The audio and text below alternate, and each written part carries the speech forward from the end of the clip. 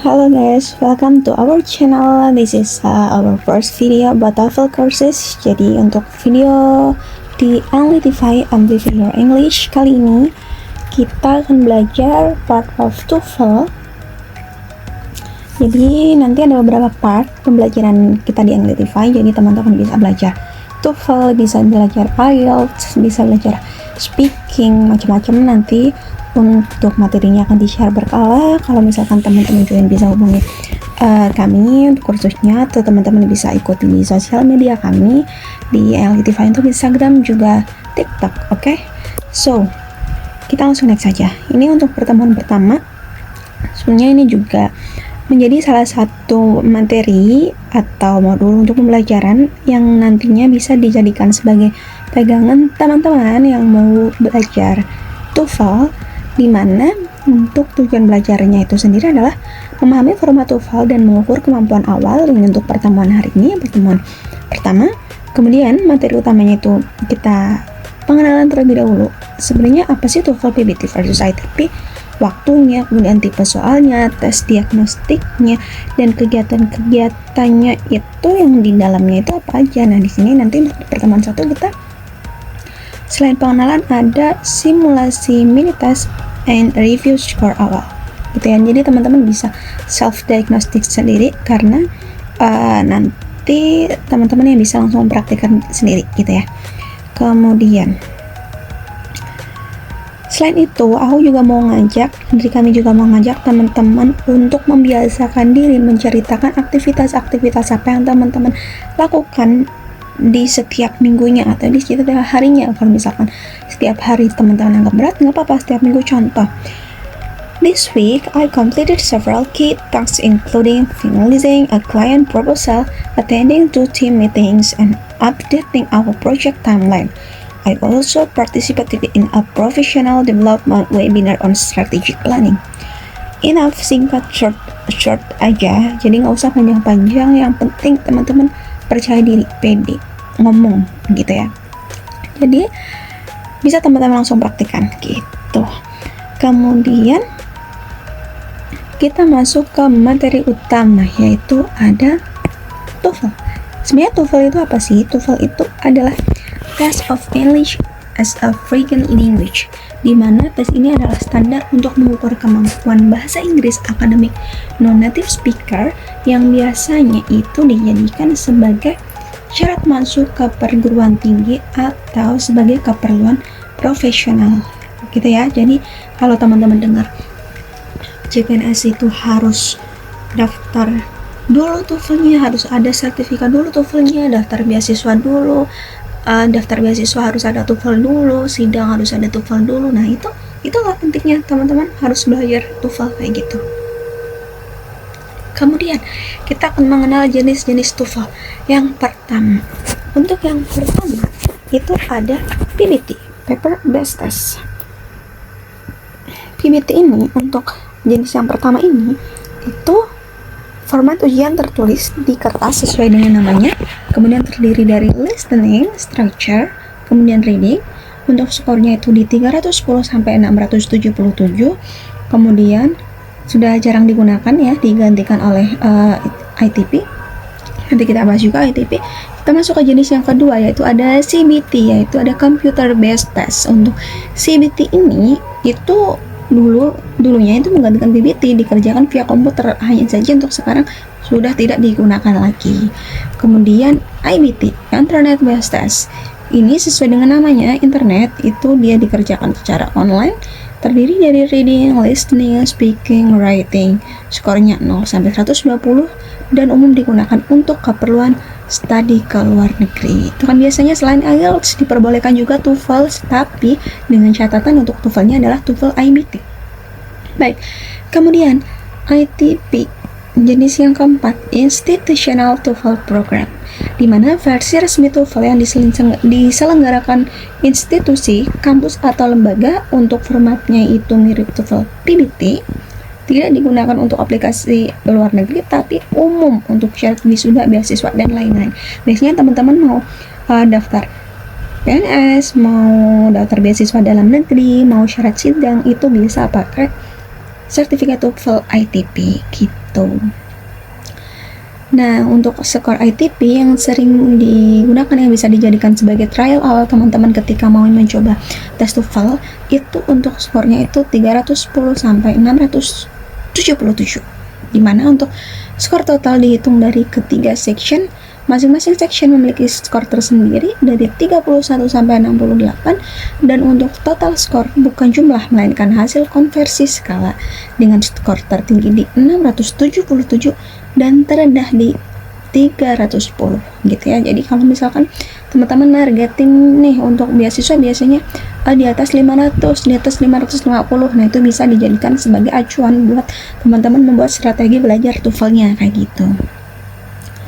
Kemudian struktur TOEFL ITP itu sebenarnya gimana sih? Kita fokusnya ke ITP ya, karena ini menjadi salah satu jenis TOEFL yang paling umum. Nah, untuk TOEFL ITP sendiri itu terdiri dari 3 bagian utama teman-teman. Untuk yang pertama, listening comprehension, itu ada 50 soal, kurang lebih 35 menit. Nah, apa aja partnya ini yang harus teman-teman kenal gitu ya, biar tidak kaget. Itu ada part A, short dialogues, itu 30 soal. Kemudian ada part B, long conversation, itu ada 8 soal. Kemudian ada part C, talks or lectures, itu ada 12 soal. Kemudian untuk structure and written expression itu ada 40 soal dengan waktu 25 menit. Cukup singkat ya teman-teman, jadi emang harus ada strategi nih, tidak bisa asal-asalan. Yang part A, incomplete sentences, itu 15 soal. Error identifications, itu 25 soal. Kemudian yang ketiga, reading comprehension, itu ada 50 soal, 55 menit. Kemudian isinya apa aja? Itu 5 bacaan dengan 10 soal per bacaan. Fokus pada ide utama, detail, inferensi, sinonim, dan rujukan kata. Makanya untuk menguasai ini semua, teman-teman selain membuat strategi, juga harus banyak-banyak latihan gitu. Kemudian kita masuk nih, penilaian dan target skor. Skor 600 sampai 677, di mana level kemampuannya itu advance, sangat tinggi tentunya, lagi les 2 luar negeri, walaupun tidak semuanya yang menerima ITP. Kemudian 550 sampai 599 high intermediate untuk umum, beasiswa atau wisuda atau mendaftar CPNS maupun syarat sidang seperti itu ya. Kemudian 505 sampai 549 itu intermediate, target minimal banyak institusi, biasanya 450 sampai 499 itu low intermediate, perlu peningkatan yang signifikan. Kemudian kurang dari 450 itu elementary atau kemampuan dasar. Nah, teman-teman kalau misalkan self check, mengerjakan sendiri, masuknya yang mana, update lagi kalau masih di sini, nanti naik lagi kayak gitu. Jadi harapannya sampai bisa di advance. Kemudian setiap institusi itu biasanya memiliki syarat skor yang berbeda, misalnya LPDP minimal ITP 550, wisuda S1 nggak apa-apa 450 sampai 500 gitu. Jadi kalau untuk kepentingan tertentu sesuaikan aja gitu ya sama yang diminta gitu. Nah, ini teman-teman diagnostik dulu. Sebenarnya untuk listening ini ada salah satu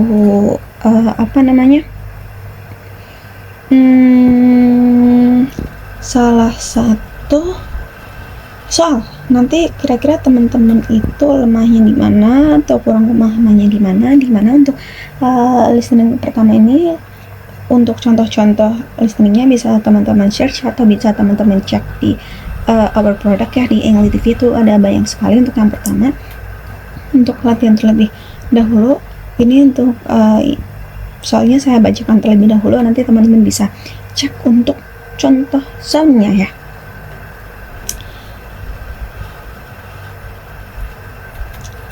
Nah, untuk contoh yang pertama misalnya nih, sebentar saya buka dulu.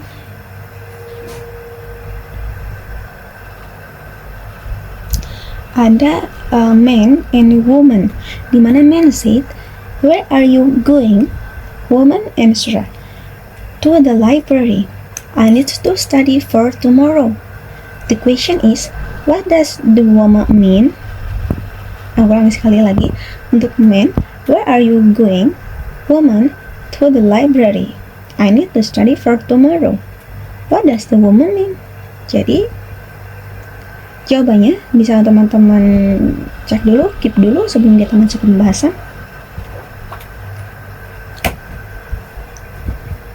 Enough? Tara.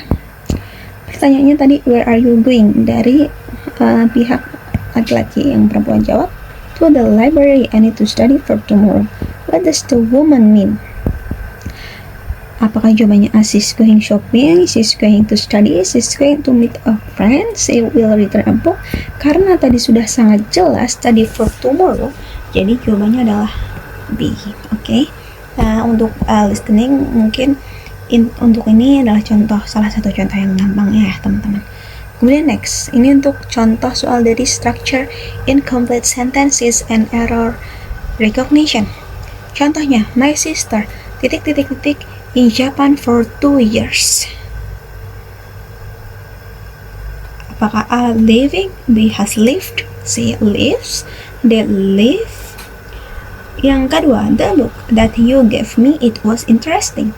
Apakah A that, B you gave, C it, or D was? Kita cek pembahasannya.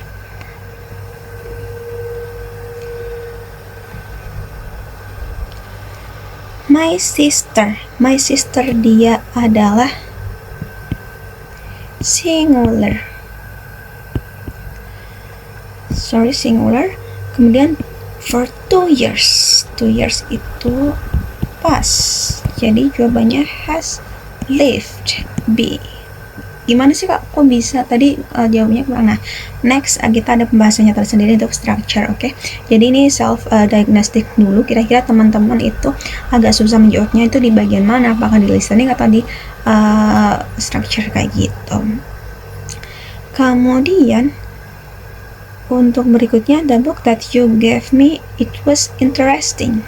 Jadi pertanyaan tadi kan, untuk yang ini itu mana yang harus dihapuskan teman-teman, jadi harus dihapuskan itu it, karena tanpa it itu udah bisa the book that you gave me was interesting, itu nggak perlu it-nya kayak gitu. Buku yang kamu berikan ke saya itu sangat menarik kayak gitu, jadi yang tidak perlu itu C. Oke. Next, reading short passage. Contoh, the honeybee is a social insect that lives in a colony. Each colony has one queen and thousands of workers and drones. What is the main idea of the passage? A, B, C, or D? Kita cek.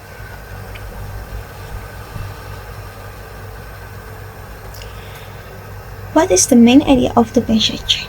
Apakah teman-teman benar jawabannya? The honeybee is a social insect that lives in a colony. Each colony has one queen and thousands of workers and drones. Honeybee is live alone, of course wrong. Honeybee are aggressive, ini tidak ada yang merepresentasikan. Honeybee live in groups, tentu didukung oleh koloni, kemudian koloni lagi, kemudian thousands workers. Nah, itu menunjukkan dia bergrup ya. Honeybee can sting, ini juga tidak ada yang merepresentasikan. Jadi jawaban paling tepat adalah C. Itu teman-teman. Jadi gimana untuk self diagnosis ini teman-teman benar berapa? Tulis di kolom komentar. Next kita akan bahas lebih spesifik untuk masing-masing materi TOEFL-nya. Thank you.